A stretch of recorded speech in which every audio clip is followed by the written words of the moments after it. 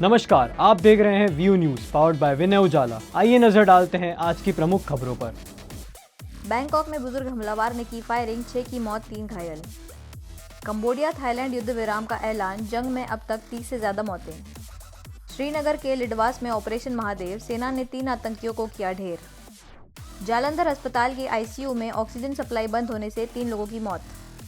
दिल्ली का ऐतिहासिक रोशनारा क्लब फिर से चमका, डीडीए ने बनाया खेल संस्कृति का आधुनिक केंद्र। बाराबंकी में जल चढ़ाने पहुंचे श्रद्धालु, करंट की चपेट में आए, 2 की मौत। मध्य प्रदेश में कांग्रेस विधायकों का बीजेपी सरकार पर हमला, कहा ओबीसी आरक्षण में गिरगिट रंग बदल रही है।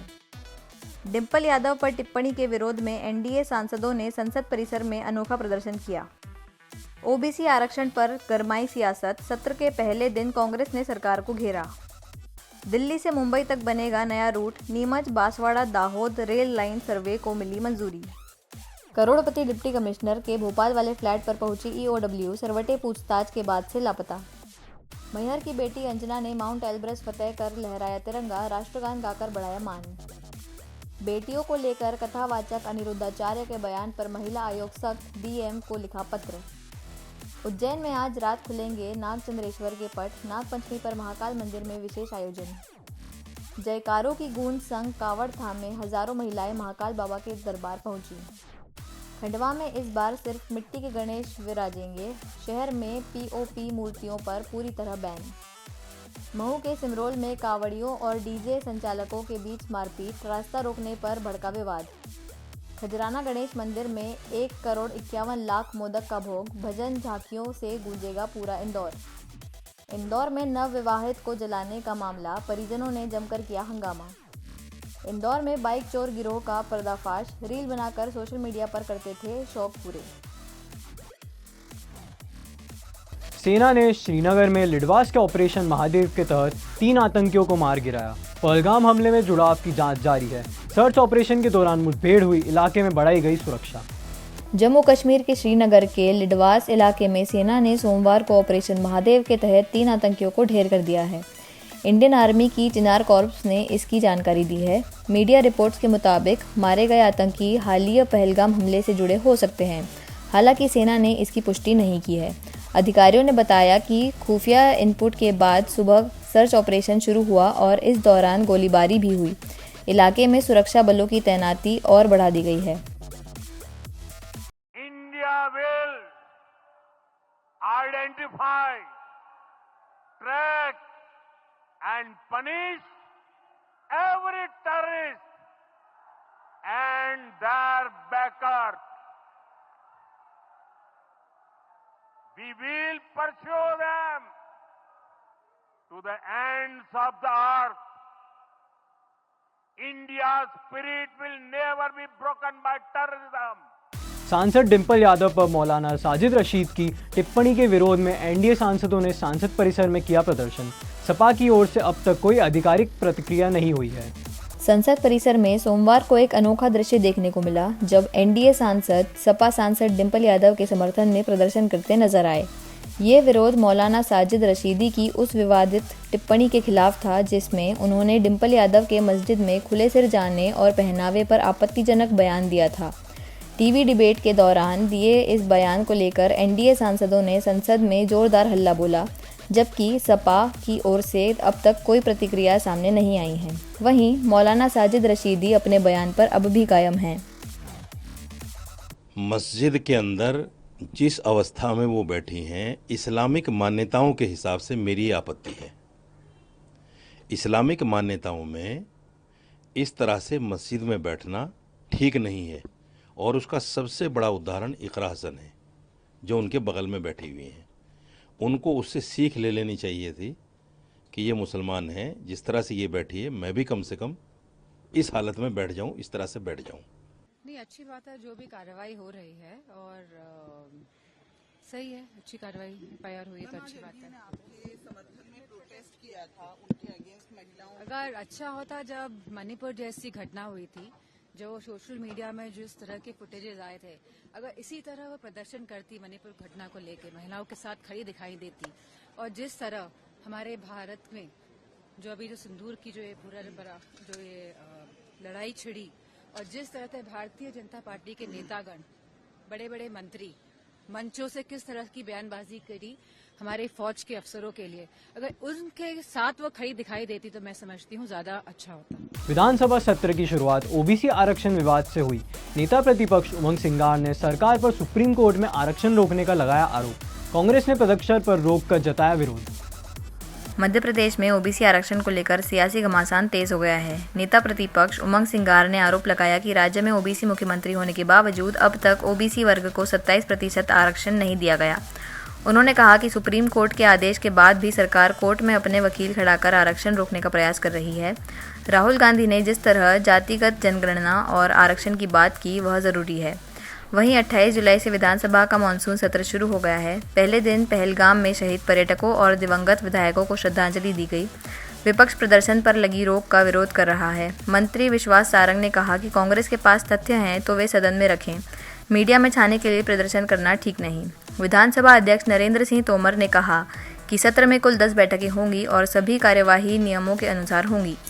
मुख्यमंत्री ने इस मौके पर कहा कि जल संरक्षण सभी का धर्म है और प्रधानमंत्री नरेंद्र मोदी की मंशा के अनुरूप प्रदेश में पारंपरिक जल स्रोतों जैसे कुएं, बावड़ी, तालाब और नदियों के संरक्षण की दिशा में गंभीर प्रयास किए जा रहे हैं। मानसून सत्र आरंभ हो रहा है। आज हमारे भूतपूर्व विधानसभा के सदस्य और पहलगांव और अहमदाबाद की जो घटना हुई उसमें जो लोग हमारे बीच नहीं रहे, ऐसे सभी लोगों को श्रद्धांजलि दी गई है। आज से सत्र प्रारंभ हो गया है और मुझे लगता है प्रश्नों के माध्यम से, ध्यानाकर्षण के माध्यम से, सरकारी बिजनेस के माध्यम से अनेक विषयों पर पक्ष और विपक्ष के सदस्य विचार विमर्श करेंगे, सार्थक चर्चा करेंगे और ये सत्र भी जनता की दृष्टि से और लोकतांत्रिक मूल्यों की दृष्टि से सार्थक रहेगा, ऐसा मेरा पूरा विश्वास है। जो बड़ा अभियान चलाया गया, उस अभियान के दरमियान जल के प्रति वैसे भी सनातन संस्कृति के समय से हम सब जानते जल ही जीवन है। मनुष्य मात्र की, सबकी जीव की उत्पत्ति जल से हुई है। ऐसे में सभी जल जीवों के प्रदर्शन के साथ में जल रचनाओं पे भी जो काम किया गया है, मैं अपने प्रदेश की 247 से ज़्यादा नदियाँ और नदियों के साथ से कुएं, बावड़ी, तालाब, पुरानी जल संरचनाएँ, माननीय मोदी जी का अमृत सरोवर, ऐसे कई योजनाओं पे जो काम किया गया, उस पर अच्छे प्रकार के चित्रों का संकलन करते हुए माननीय अध्यक्ष श्रीमान नरेंद्र सिंह जी तोमर, माननीय नेता प्रतिपक्ष उमंग सिंगार जी, माननीय संसदीय मंत्री माननीय कैलाश जी विजयवर्गीय जी, हमने सब ने इस मानसून सत्र के साथ इस प्रदर्शनी के लोकार्पण का एक छोटा सा कार्यक्रम भी किया है। ये जल के प्रति जागरूकता भी बताती है और हमारा जुड़ाव भी बताती है। मेरी अपनी ओर से अच्छी प्रदर्शनी की बधाई। राहुल गांधी जी ने जो एजेंडा चलाया ओबीसी जातिगत जनगणना का, तो जब भारतीय जनता पार्टी को समझ आई, तो समझ किसको नहीं है ये भारतीय जनता पार्टी बताए। राहुल गांधी जी का जो एजेंडा था किसानों को लेके, वो केंद्र सरकार ने एक्सेप्ट किया, जातिगत जनगणना को लेके एक्सेप्ट किया, लेकिन इनकी और कथनी और करनी में फर्क है। इसलिए आज गिरगिट सरी का हमने दिखाया कि जो गिरगिट रंग बदलता है, उससे ज्यादा भारतीय जनता पार्टी रंग बदलती है। आप 27% आरक्षण की बात करते प्रदेश के अंदर, आप 13% आज रिजल्ट रोक रखा है। सुप्रीम कोर्ट के अंदर आप वकीलों को फीस दे रहे हो करोड़ों रुपए, इन्हीं प्रदेश की जनता के पैसे का, लेकिन आप पूरे प्रदेश के ओबीसी वर्ग के जो बच्चे जिनकी एज जा रही है परीक्षाओं की, क्या आप उनके लिए संवेदनशील है? तो मैं समझता हूं कि मुख्यमंत्री खुद ओबीसी से आए, शिवराज जी ओबीसी से आए, तो आपको वोट चाहिए, लेकिन ओबीसी के पीठ पे छुरा घोंपने की भारतीय जनता पार्टी की आदत है, जिसकी अपनी गरिमा भी है और अपनी एक बहुत गौरवशाली परंपरा भी है। पर हम देखते आए हैं कि इस सदन का हर समय कांग्रेस ने मखौल उड़ाया है। राजनीति में इस तरह की छोटी स्थिति में जाकर प्रदर्शन करने का कोई बहुत स्थान नहीं है।